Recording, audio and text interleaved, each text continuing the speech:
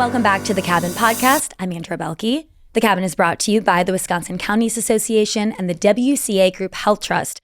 Unfortunately, I am riding solo today. Megan is out sick, so we are sending her all the good vibes to get better.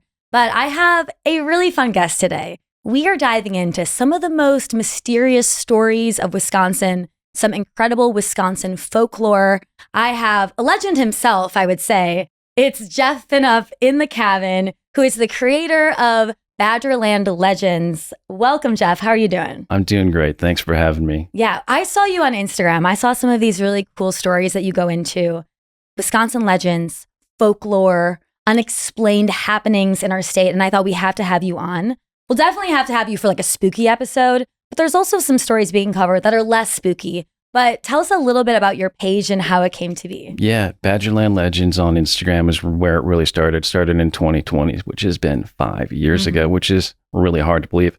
I really like covering forgotten history, unexplained events, legendary people. We have a lot of them from Wisconsin, and then even dabble into stuff like UFOs, cryptids, Bigfoot, ghosts, of course. Bigfoot. Yeah. And Bigfoot is in Wisconsin. Yeah. Most people think he's in the Pacific Northwest, but he finds his home in the Kettle Moraine and the Chequamegon and everywhere in between. Wait, is Bigfoot, is that where he originated?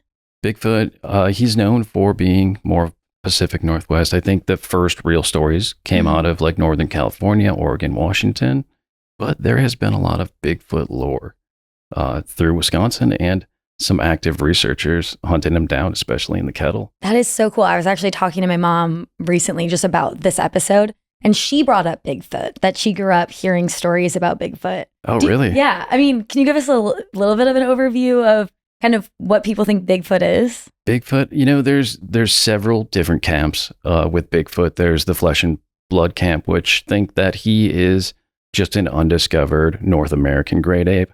And then there's some people that are a little on the fringe and they think he's more of a quantum Bigfoot or a spiritual entity or somebody that can shift in and out of our reality. And that's why you can't track him down. So there's a lot of Bigfoot lore.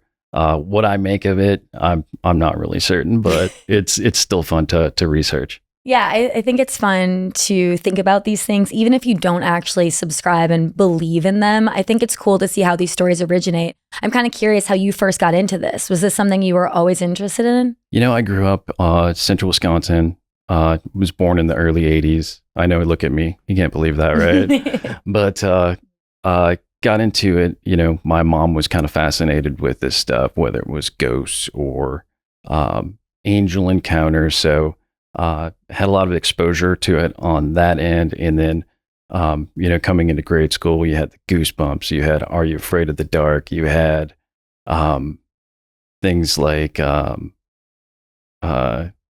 just lots of different literature and lore that kind of made it the Time Life books. That's what I was looking for. Those commercials on really kind of piqued my curiosity in this. Yeah, it's incredible. And then you created this page. I know when we were talking about which ones to cover, there's so many.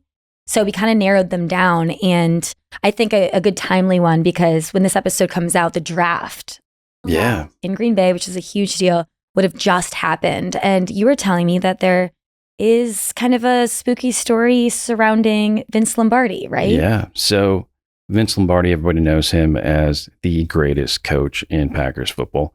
He brought home 5 national championships, including 2 Super Bowls, and the Super Bowl trophy is named after him, which is pretty awesome to have that right there in Green Bay. The smallest major sports market in the world right there in Green Bay, and one of the most legendary coaches there in Vince Lombardi. But a lot of people don't know that he actually left the Green Bay Packers. He coached a season or 2 in Washington, and then unfortunately died of cancer not too long after that. So a lot of people think that he did not leave, and the people that purchased the Lombardi's home in Green Bay, right in downtown Green Bay, or I guess, the stadium area of Green Bay, they had encounters with the ghost of Vince Lombardi.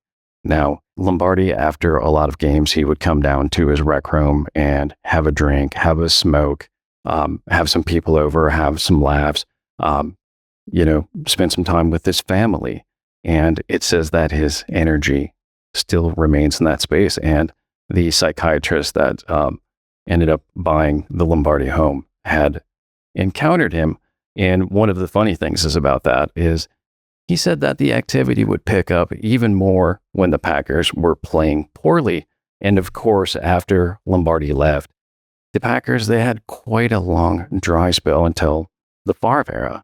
So from 1967 to 1997, it was pretty bleak times in Green Bay. And I'm sure that Rec Room saw a lot of activity, a lot of pacing around from Lombardi. And, I hope that Coach Lombardi has since moved on, seeing that we've had, a great run with Aaron Rodgers, Brett Favre, Jordan Love.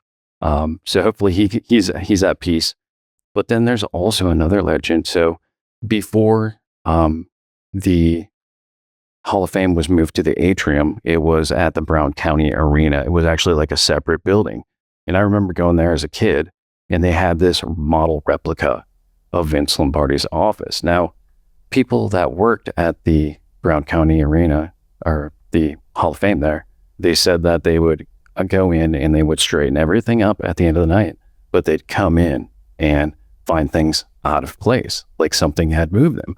Maybe that was Coach Lombardi working on the Packers game plan to right that ship and kind of bring back that greatness that we know in Green Bay. I find ghost stories really fascinating.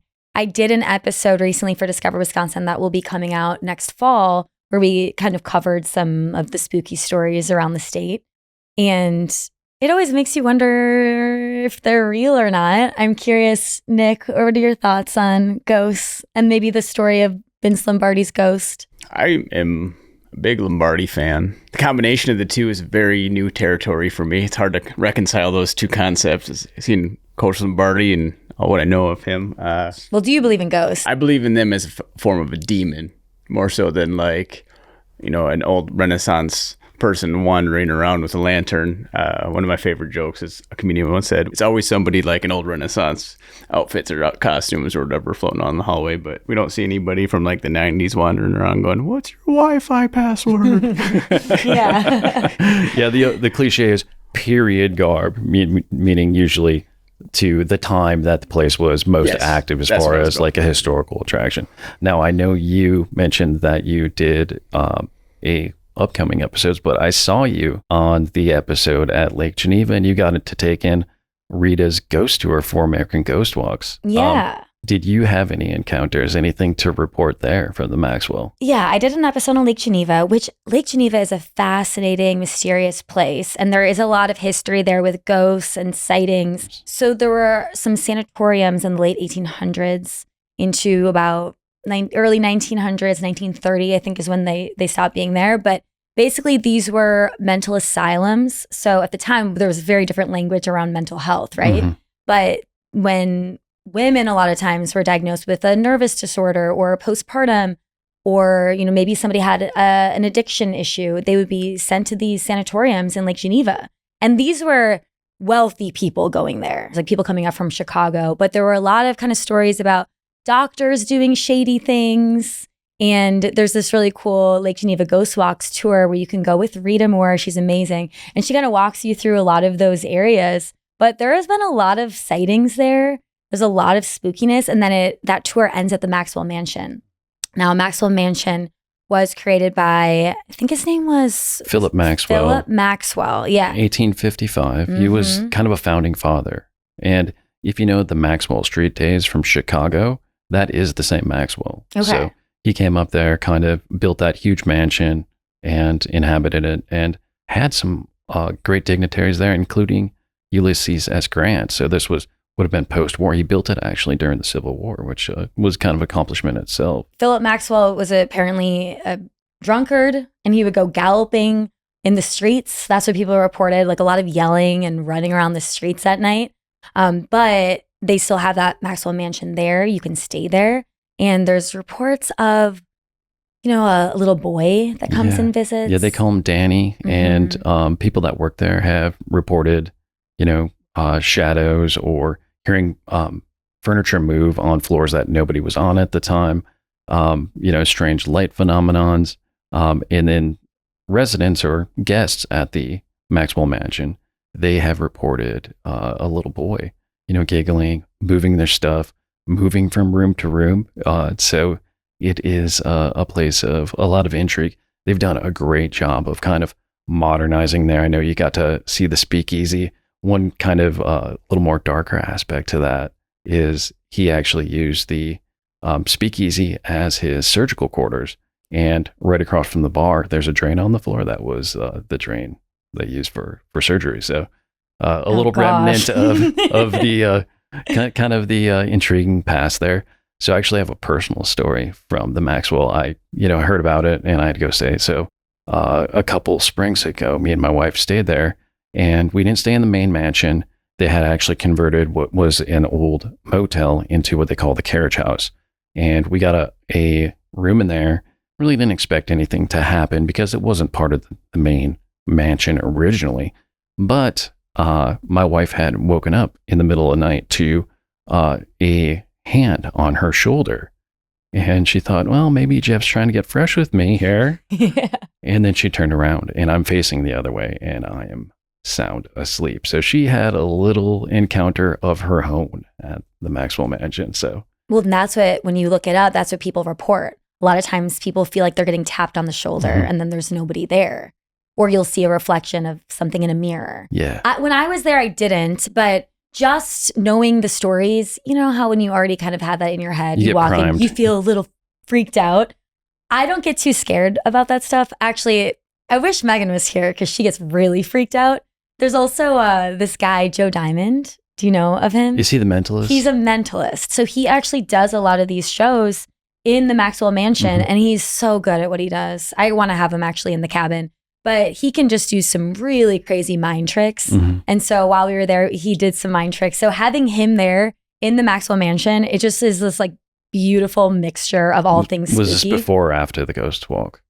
That was at the end. That was after, okay. Yeah. So you were kind of in the mood anyway from hearing Rita's stories and then walking in and have Joe. Yeah. I mean, the only thing that happened that did freak me out was we kind of snuck upstairs to see what the rooms were all about. And there were actually people staying up there. And so I saw a person and then I realized, oh my gosh, I'm not supposed to be up here. Because it's an active hotel. Yeah, go there. Yeah, we got there earlier enough when we checked in that it was vacant. So we got to kind of tour the upstairs and kind of see. I think there is a Ulysses Grant suite there. And, just kind of see the history was a lot of fun. I highly suggest if people are in the area or want to visit Lake Geneva, check out the Maxwell Mansion because I think it's really fun.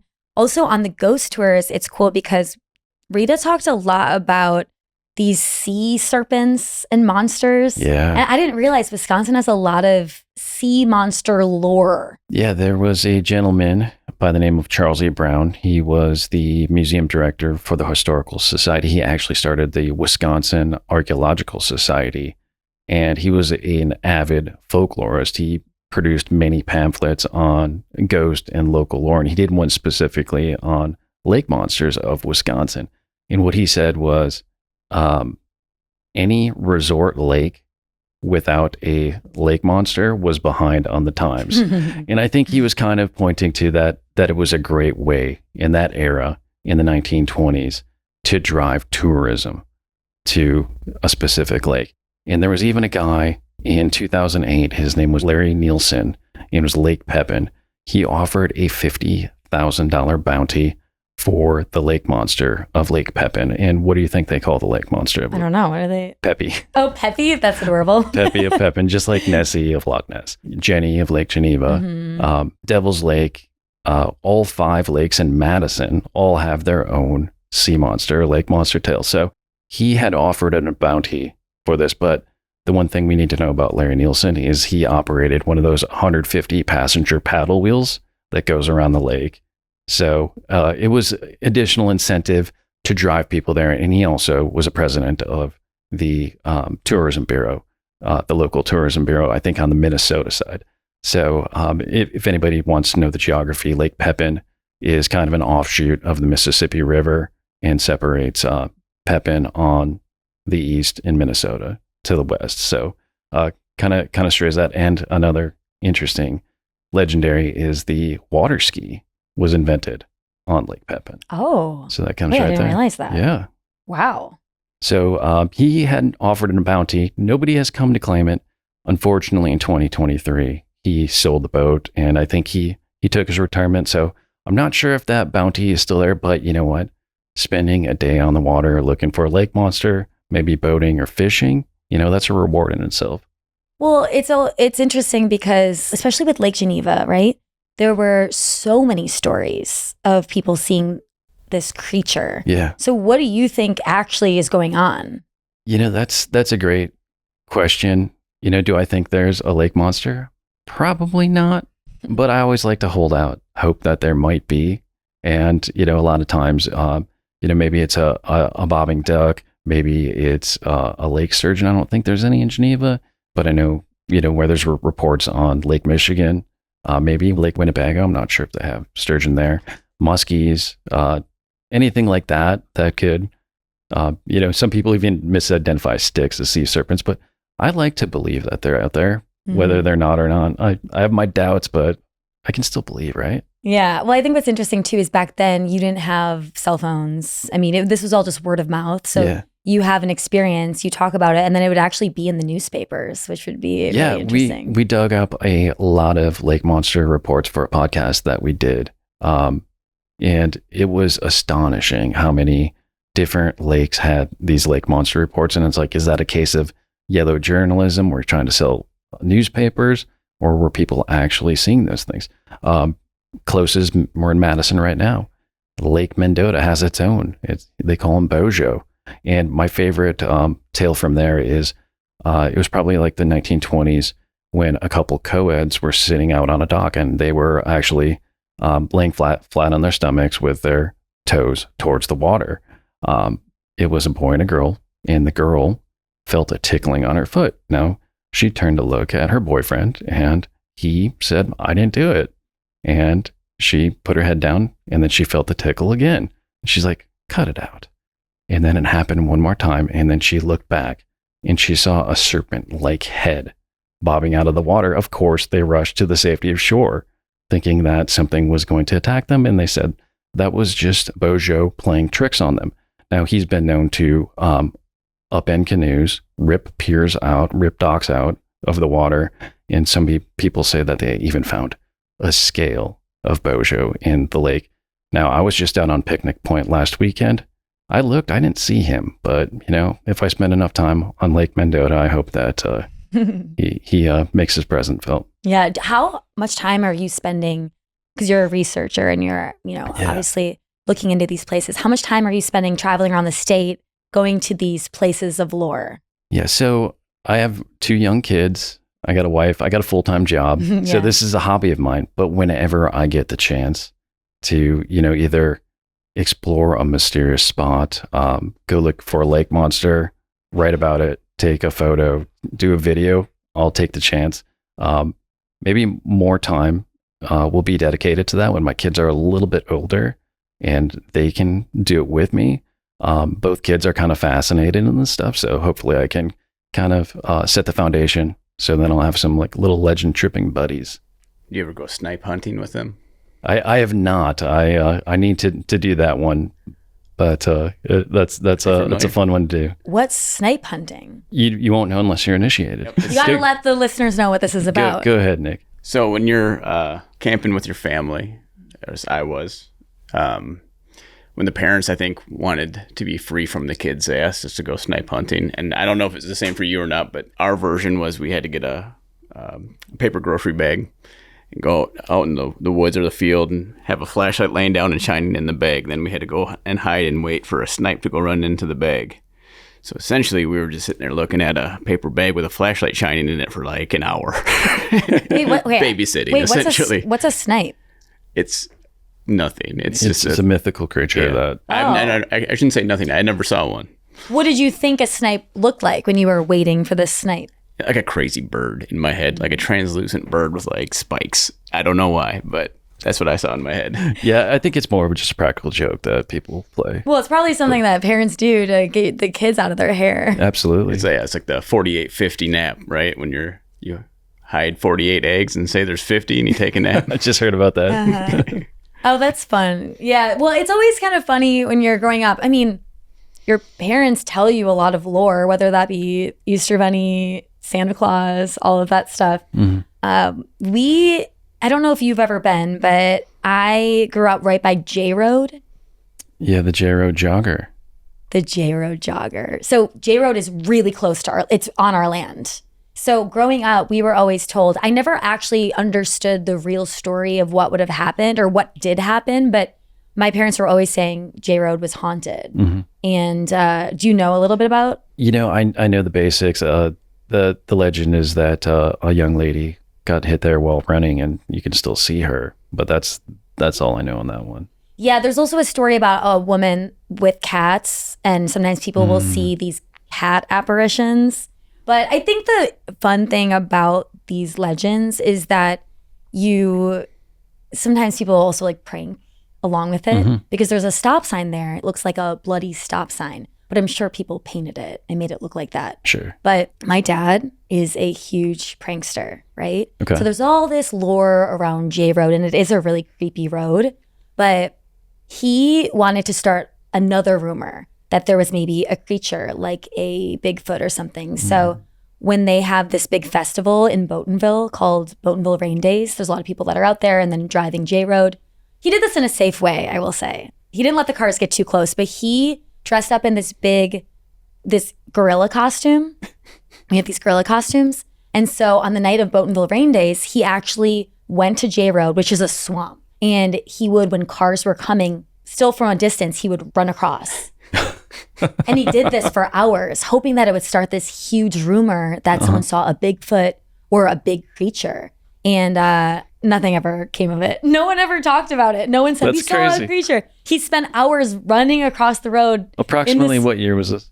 This is probably 20 years ago. Okay. Yeah, but I can't believe he spent hours in the swamp trying to start a rumor about a big creature. I was going to say, so maybe you have some, you can shed some light on this, 'cause it just triggers my question that I've always had. It's always fascinating to me to think about how there's these commonalities of folklore across the world. Like kind of how there's like pyramids all across the globe. And it's curious to me that why is there always kind of like the vampire, the werewolf, there's similar folklore all around. And there's got to be a root that causes all of that. And do you have any kind of...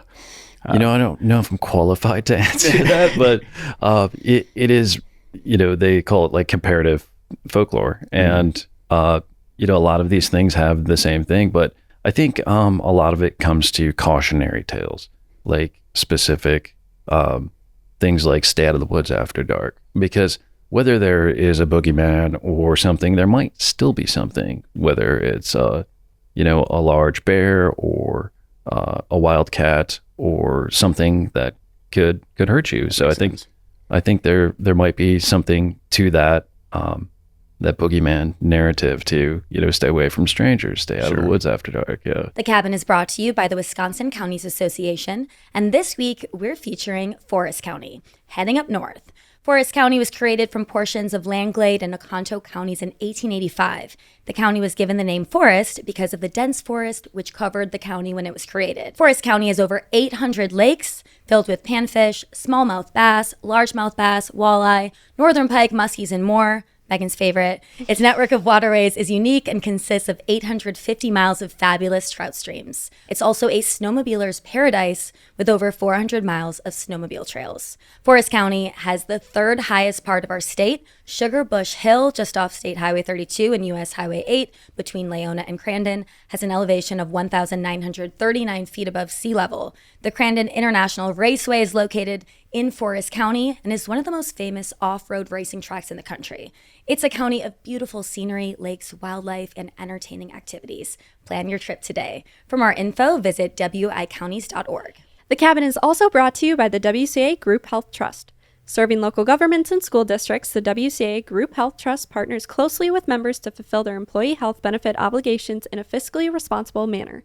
Learn more at wcaght.org. Can you give us, from your travels, top 3 spookiest places in Wisconsin to go see stuff like this? The one place that I stayed that was probably the creepiest was in downtown Manitowoc. Shout out to Charlie Barons, right? Manitowoc Minute.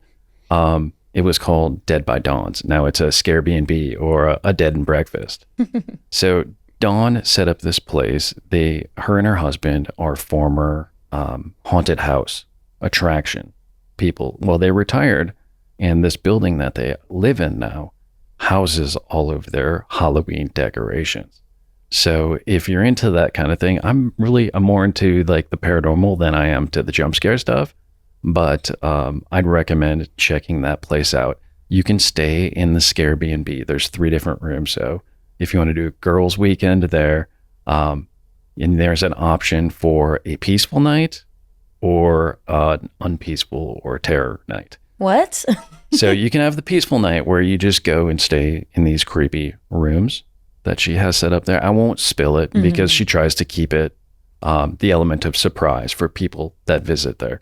But there's 3 different rooms in this suite, and she has them all themed. And you can have a peaceful night, or you can have the scare of your life, which is costume characters coming in at all hours of the night to scare you. But when I went there, she was actually just returning from Florida. So she just let me and another paranormal team just kind of investigate the grounds and go into these different rooms where she has all of this stuff. There's actually like a dentist room. So, some primal fears there just in that. Yeah. And some of the old laboratory equipment and stuff like that. So that was kind of cool. So it was very active.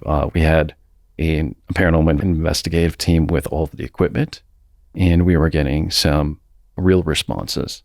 Now, another place I would recommend is in your neck of the woods, the Sheboygan Asylum. Have you heard about this place? Mm-mm. So this was also a mental health institute that was closed down, and it is now open to the tours, and it's operated by Fox Valley Ghost Hunters.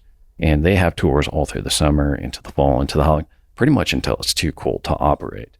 But there are several guides there that take this very seriously, and they actually they develop relationships with the entities that reside there. So one thing that was cool is they have this, it's called an EMF rope. Now it is an electronic sensor, and whenever something electrical gets near it, it lights up. And the whole rope would light up when we asked questions, or we said blink once if this, blink twice for that, and it actually had like a whole conversation with something. So I would recommend, highly recommend that. And then the third, which is a more free option, and if you don't have $35 to get your state parks pass in Wisconsin, I don't have time for you because it's probably the best deal in the business, right? Is Devil's Lake. There's so much lore about Devil's Lake, from a sea monster. There's an old legend about thunderbirds actually battling those sea monsters. There's ghost stories about a ghost Indian paddling a canoe. There's also a ghost elephant that's set to roam the shores. There's also a ghost elephant in Baraboo, apparently. And then UFOs and Bigfoot, even in that park. And then, unfortunately, several tragic deaths that happened in that park, too. Wow. So, That's a lot. It is a lot. Okay, ghost elephant. What? Yeah. I mean, Let's talk about the ghost elephant in the room. let's talk about the ghost elephant. We know Baraboo as like a circus town, right? The Ringling Brothers there, they still have a mark on there. And there's legend about elephants actually being used to kind of clear some of the roads there. And some people claim to have seen a ghost elephant at Devil's Lake. And there was also a ghost elephant at Baraboo. Now that appeared in a Fate magazine, which is kind of a fantastical magazine. But it was centered in Baraboo for obvious reasons. So whether or not that happened, I can't be clear, but it's fun to think about some of that old circus lore still being present in a place like Baraboo. Yeah. Speaking of circus lore, so there's one that says Mrs. Buttersworth her syrup was invented by Italian time travelers to make bland pancakes better.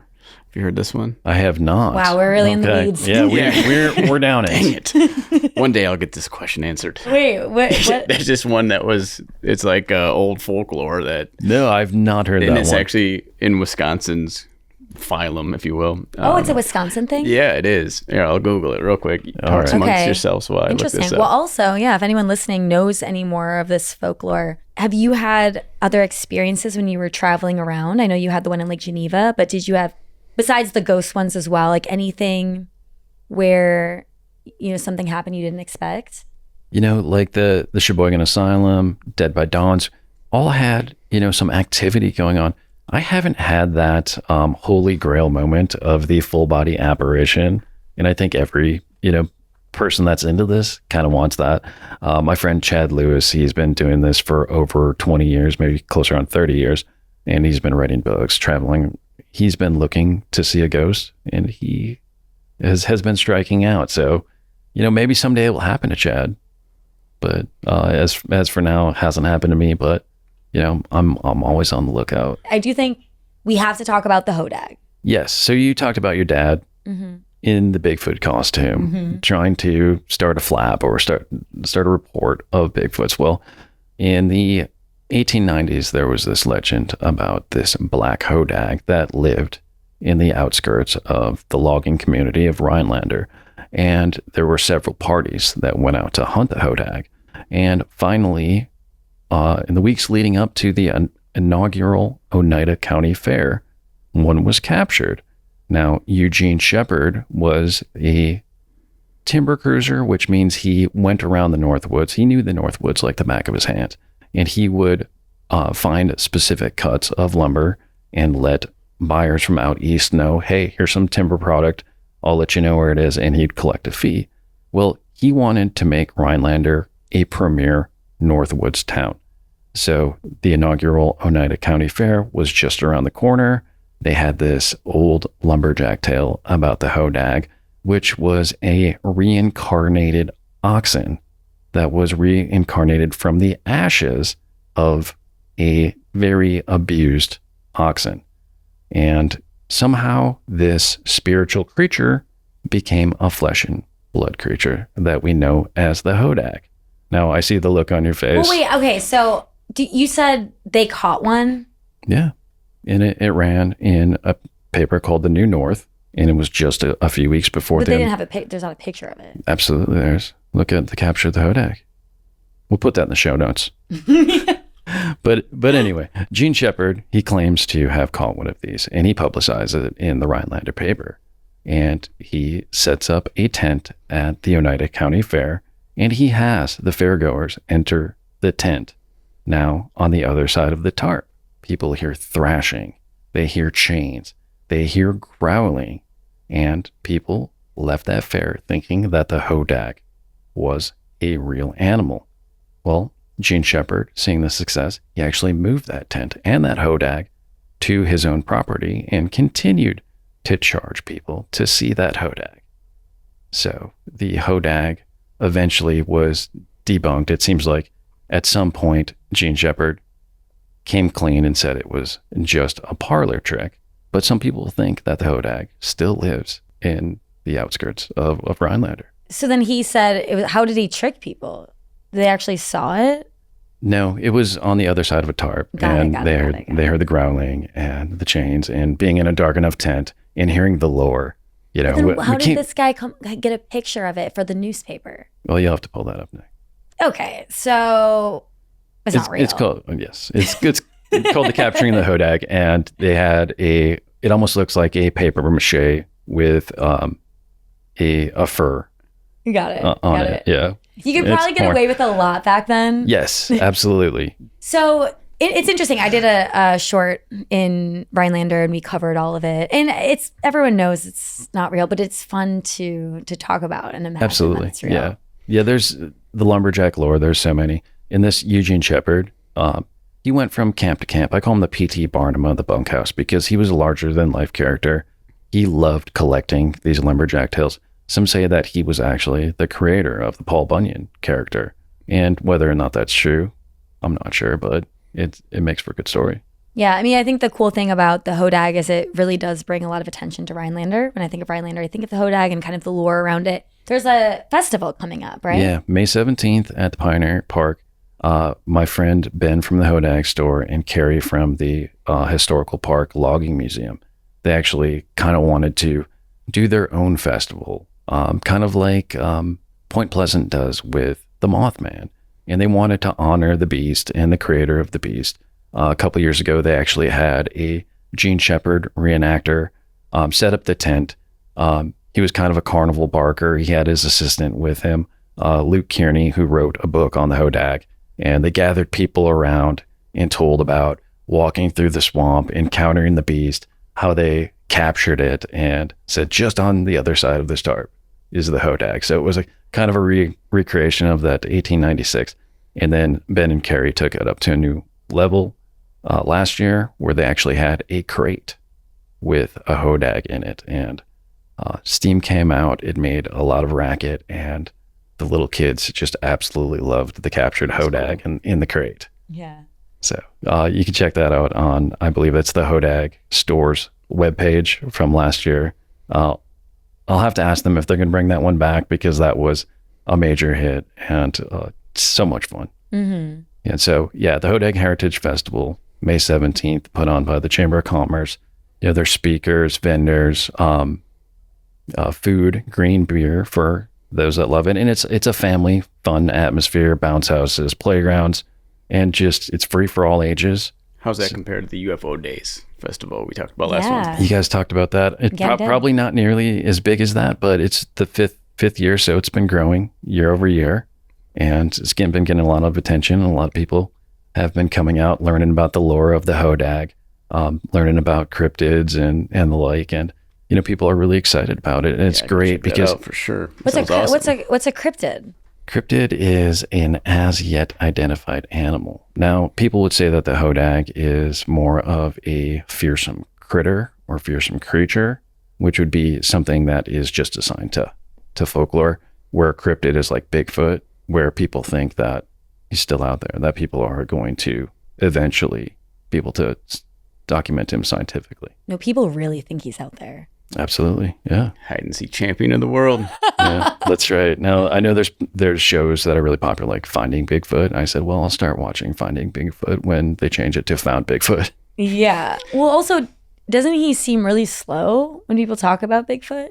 That isn't he just walking? He's kind of a lumbering character, but he's highly elusive. Yeah. And that's what lends credence to the people that think, they call them the woo-footers, which think that he's kind of quantum, that he can slip in and out of time. See, that changes the game. I never thought about Bigfoot in that way. If he can take a couple of those long strides and then he's behind a tree and poof, he's gone, that would make more sense. Mm-hmm. Yeah, some say that there's these portals into, I don't know, deep earth or some other dimension that you can find where these energy lines intersect all around the globe.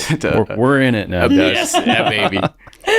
Looking for Bigfoot, and they would see him dip off into these. I think that was the abominable snowman too. Because they were in Antarctica. What is the difference between a Sasquatch, a Bigfoot, and an abominable snowman? Well, Sasquatch and Bigfoot are synonymous. I think the abominable snowman is more of a usually has whiter fur, and then he's in more of the alpine or the more snowy climates. Kind of like a polar bear to a grizzly bear. Yeah. Gotcha. Exactly. Do you feel like it's hard to just live a regular life and walking around day to day without thinking about all this stuff? I think I do a good job of kind of blurring the lines between reality and lore. So it's fun. I think it's all really fascinating. Obviously, if you want a deeper dive, head to Badgerland Legends, because you're going to get a lot more detail. Any other legends that you've recently found out about that you're excited by and maybe just starting to research? I got to go to Burlington last week. So that's in Walworth County. You actually have to go through, if you're coming from Madison, you have to go through Elkhorn, which is the home of the Beast of Bray Road, which, unlike a Bigfoot, he's actually an upright walking dog man. Oh, wow. Not the upright walking dog man. Yeah, so dog man's the new hotness in the cryptid game. Okay. So look up the Beast of Bray Road. And that's in Wisconsin. That's right there in Elkhorn. Is it a werewolf then?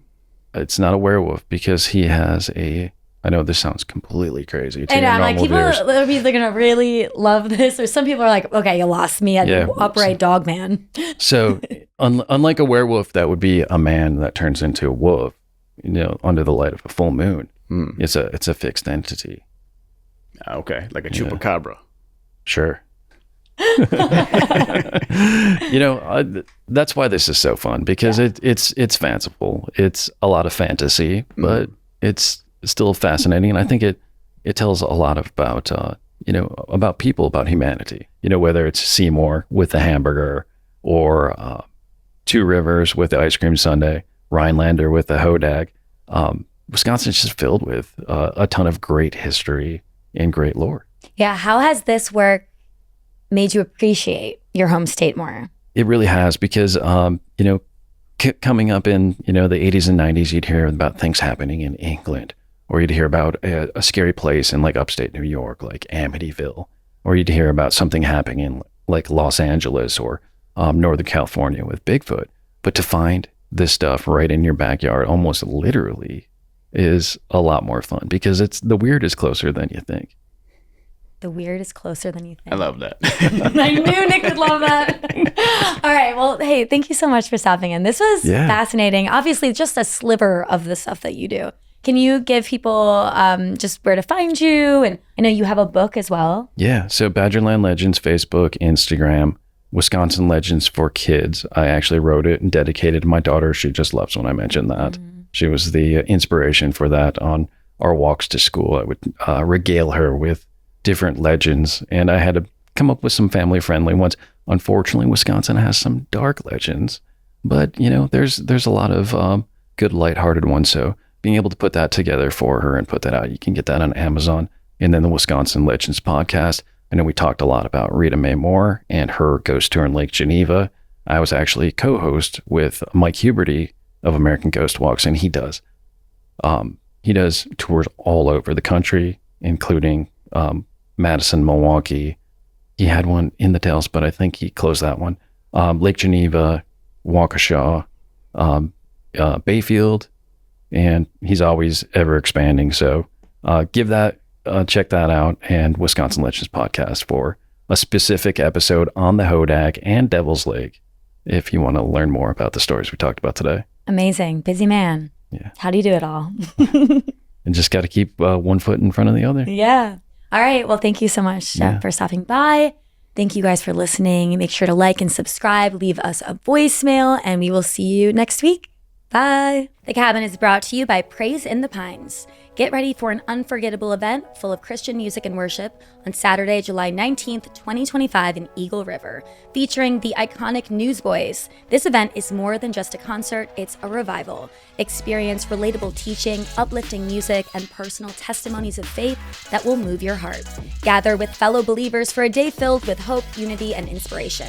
Doors open at 6 p.m. Become early for the worship experience, a free pre-concert gathering. Tickets are available right now at praiseinthepines.org. Have you been dreaming of a custom building that fits your exact needs but don't know where to start? Whether it's a garage, workshop, or even a dream home, Pinno Buildings can make your vision a reality. With nearly 50 years of experience, their team of experts specializes in creating high-quality, durable structures designed to last.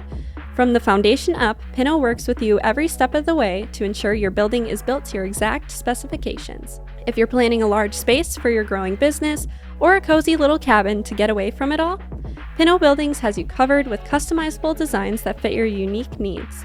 Whether it's for homes, shops, barns, stables, commercial spaces, and so much more, let Pinno help you design a building you'll love for years to come. And it all starts with a free consultation to discuss your ideas and options. So why wait? Start building today. Visit pinnobuildings.com, Pinno buildings.com, to get in touch with their team and bring your dream building to life. Today's episode of The Cabin was hosted by Andrea Belke and produced by Andrea Belke. Audio engineering by Nick Cardarella, and video teasers by Andrea Belke and Megan Christian, with social media by Megan Christian. The Cabin is a production brought to you by Discover MediaWorks. To learn more, head to discovermediaworks.com. And don't forget to leave a review.